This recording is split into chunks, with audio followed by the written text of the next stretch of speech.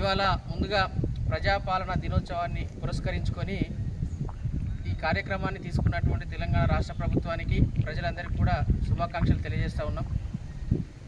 Safety మోక్లకు సంబంధించి కల్లుగీత వృత్తిదారులకు రక్షణ కల్పించేటువంటి దాంట్లో భాగంగా రాష్ట్ర ప్రభుత్వం రాష్ట్ర వ్యాప్తంగా ఉన్నటువంటి కల్లుగీత వృత్తిదారులకు కార్మికులకు ఇప్పటికే 3000కు పైగా సేఫ్టీ మోకులను అందించడం జరిగింది. అదేవిధంగా మళ్ళీ 10,000 సేఫ్టీ మోకులను తయారు చేసి రాష్ట్ర ప్రభుత్వం అందించేందుకు సిద్ధంగా ఉంది.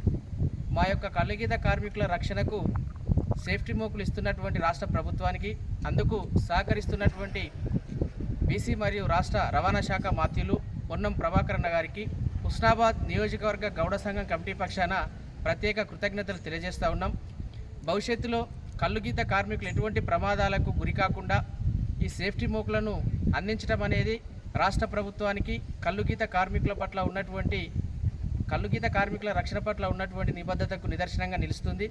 రాబోయేటువంటి భవిష్యత్తులో మరి ఇవాళ మేము ప్రధానంగా మెడికల్ బోర్డుకు సంబంధించి మా కల్లుగీత కార్మికులు తాటి చెట్టు మించెలి పడేటువంటి క్రమంలో అనేక ఇబ్బందులను ఎదుర్కొంటూ ఉన్నారు. ప్రమాదం జరిగిన తర్వాత వైద్యం సకాలంలో అందక, వైద్యం చేసుకుందామంటే కూడా డబ్బులు లేక, కల్లుగీత వృత్తిని నమ్ముకొని ఎంతోమంది పేదరికంలో మగ్గుతూ కడుపు నిండా అన్నం తినేటువంటి పరిస్థితి కూడా లేనటువంటి పరిస్థితుల్లో ఇవాళ వృత్తిదారులు కూడా ఉన్నారు.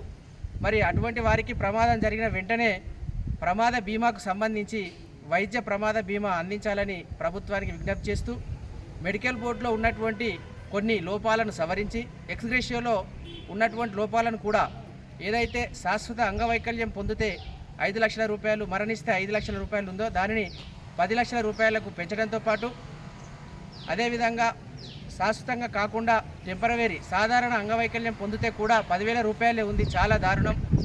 అనేక ఇబ్బందులకు ఓర్చుకొని ప్రమాదం జరిగిన సందర్భంలో లక్షల రూపాయల్లో వైద్య ఖర్చులు అయినప్పటికీ శాశ్వత అంగవైకల్య సర్టిఫికేట్ ఇవ్వకుండా ధృవీకరణ పత్రం వైద్యులు ఇవ్వడానికి చాలా వరకు కూడా ఇబ్బందులకు గురి చేయడం జరుగుతూ ఉంది. కాబట్టి అందులో ఉన్న లోపాలను సవరించి మాకు ఎటువంటి ఇబ్బందులు లేకుండా రాష్ట్ర వ్యాప్తంగా కల్లుగీత కార్మికులకు వైద్యపరంగా వైద్య సదుపాయాలు అందించే విధంగా ప్రత్యేకమైనటువంటి వైద్య బీమా అందించడంతో పాటు, ప్రత్యేకించి మెడికల్ బోర్డులో ఉన్న లోపాలను సవరించి మాకు ఆర్థిక సాయం ఎక్స్గ్రేషియన్ కూడా 10 లక్షలకు పెంపు చేస్తూ, గాయాల తీవ్రతను బట్టి వాళ్ళు వృత్తి చేసుకునేటువంటి వరకు కూడా వారికి అన్ని రకాలుగా ప్రభుత్వం వారి రోజువారీ వృత్తిలో భాగంగా ఎంత సంపాదించుకుంటారో నామ్స్ ప్రకారం వారికి అంత నష్టపరిహారాన్ని కూడా ఇవ్వాలని చెప్పి రాష్ట్ర ప్రభుత్వానికి విజ్ఞప్తి చేస్తూ, మరొకసారి కల్లుగీత కార్మికుల పట్ల కానీ గౌడ కులస్తుల సంక్షేమం పట్ల కానీ ప్రభుత్వం చేపడుతున్నటువంటి కార్యక్రమాలకు మేమందరం కూడా నియోజకవర్గ కమిటీ పక్షాన కృతజ్ఞతలు తెలియజేస్తూ ఉన్నాం.